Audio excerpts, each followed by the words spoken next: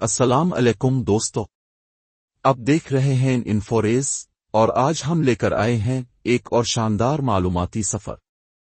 آج ہم چلتے ہیں ایک ایسے ملک کی طرف جو اپنے سبز جنگلات، جدید شہروں اور محنتی لوگوں کی وجہ سے مشہور ہے۔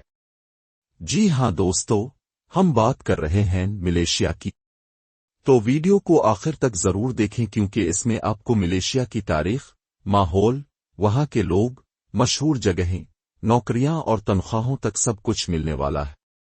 ملیشیا جنوب مشرقی ایشیا کا ایک خوبصورت ملک ہے جو دو حصوں میں بٹا ہوا ہے۔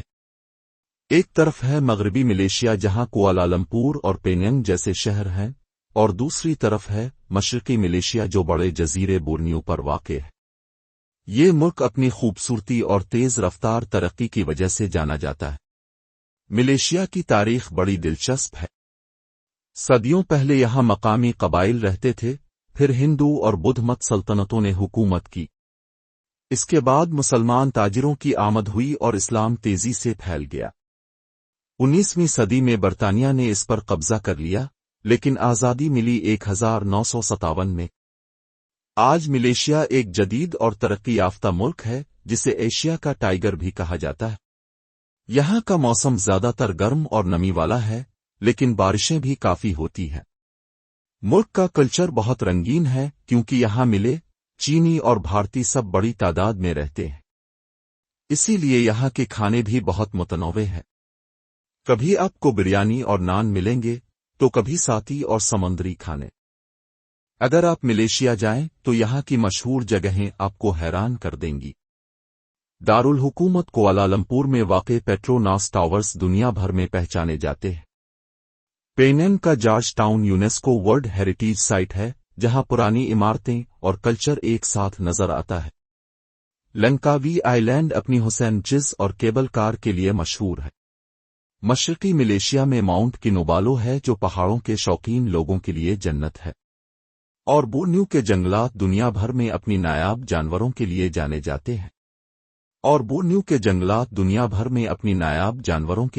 جاتے ہیں۔ ملشا کے کھانے پاکستانیوں کے لیے زیادہ خاص نہیں ہوتے کیونکہ زیادہ تر کھانوں میں سمندری غذائیں، جھینگے، مچھلی اور ناریل کا دودھ استعمال ہوتا۔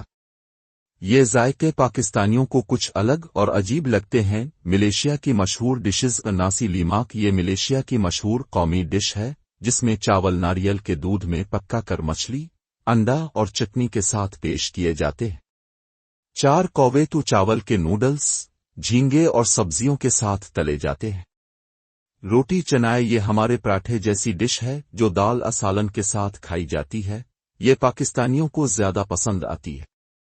ساتھی گوشت کے چھوٹے سیخ کباب جو مونگ پھلی کی چٹنی کے ساتھ دیے جاتے ہیں۔ لاکھ سے یہ نوڈلز اور مچھلی پر مشتمل ایک تیز مسالے والا سوپ ہے۔ پاکستانیوں کے لیے مشکل کیوں؟ کئی کھانوں میں سور کا گوشت شامل ہوتا ہے۔ ناریل کے دودھ والے سالن اور سمندری کھانے ہمارے ذائقے سے مختلف ہیں۔ پاکستانی زیادہ تر روٹی چنائے، چکن اور چاول والے کھانوں پر گزارا کرتے ہیں یا پھر پاکستانی / انڈین ریسٹورنٹ سے کھانا کھاتے ہیں جو تھوڑا مہنگا ہوتا۔ ملیشیا کے لوگ عام طور پر محنتی اور خوش اخلاق ہیں۔ دارالحکومت کوالالمپور ایک جدید شہر ہے۔ شام کے وقت کافے اور مالز میں رش ہوتا ہے، جبکہ جمعہ کے دن مساجد میں روحانی ماحول دیکھنے کو ملتا ہے۔ اب آتے ہیں اصل بات پر کہ وہاں مزدور اور ورکرز کی زندگی کیسی ہے۔ ملیشیا میں سب سے زیادہ پاکستانی، نیپالی، انڈین اور بنگلہ دیشی لوگ کام کرتے ہیں۔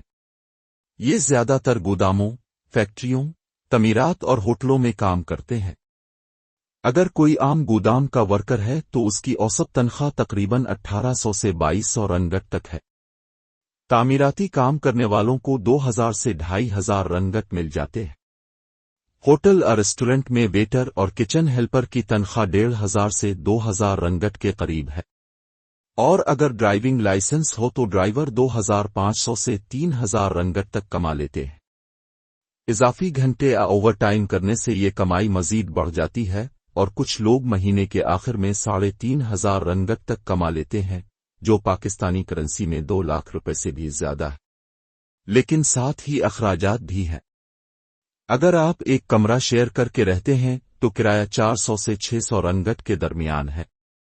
खाने पीने पर 400 से 500 रंगट लग जाते हैं। ट्रांसपोर्ट और बिल्स पर मजीद 200 से 300 रंगट। इस हिसाब से एक वर्कर के पास महीने के आखिर में तकरीबन 1000 से 1200 रंगट बचते हैं, जो वो अपने मुल्क भेज देता है। दोस्तों, मलेशिया एक खूबसूरत मुल्क है जहां मेहनत करने वालों के लिए मौके मौजूद हैं। यहां की जिंदगी आसान नहीं, लेकिन बेहतर मुस्तकबिल की उम्मीद रखने वालों के लिए ये मुल्क एक अच्छा ऑप्शन है।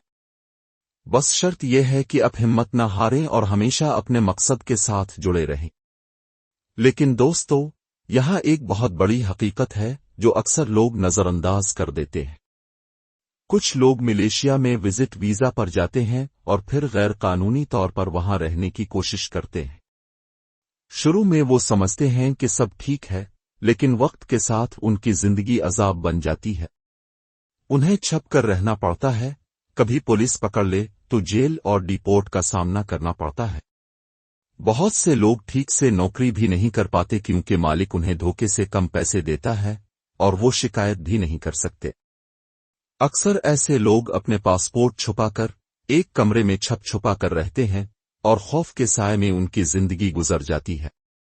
यहां तक कि इलाज कराने, सफर करने, अपने मुल्क वापस जाने में भी उन्हें सख्त मुश्किलात आती हैं। यानी विजिट पर जाकर गैर कानूनी तरीके से रुकने वाले लोग आखिर में ज्यादा नुकसान उठाते हैं। इसलिए हमेशा यही बेहतर है कि आप लीगल तरीके से जाएं, वर्क परमिट, स्टूडेंट वीजा के साथ।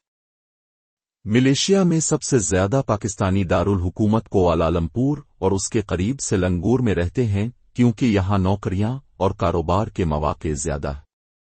इसके अलावा काफी पाकिस्तानी पेनांग में हैं, जहां फैक्ट्रियों और मुख्तलिफ कंपनियों में काम करते हैं। कुछ पाकिस्तानी जुआर बहरों में रहते हैं, जो सिंगापुर के करीब है और रोजगार के मौके की वजह से मशहूर है। जबकि मशरकी मलेशिया के इलाके सबा और सरावाक में ज्यादातर पाकिस्तानी लेबर के तौर पर काम करते हैं, लेकिन सबसे बड़ी तादाद कुआलालंपुर और सेलंगूर में ही पाई जाती है। अगर आपको ये वीडियो पसंद आई हो तो इन्फोरेज को लाइक करें, सब्सक्राइब करें और बेल आइकॉन दबाएं ताकि अब तक ऐसी ही मजीद मालूमाती वीडियोस पहुंचती रही। और कमेंट्स में बताएं कि क्या आप भी ऐसे मुल्क में काम करना पसंद करेंगे या आप किसी और मुल्क की हकीकत जानना चाहते हैं।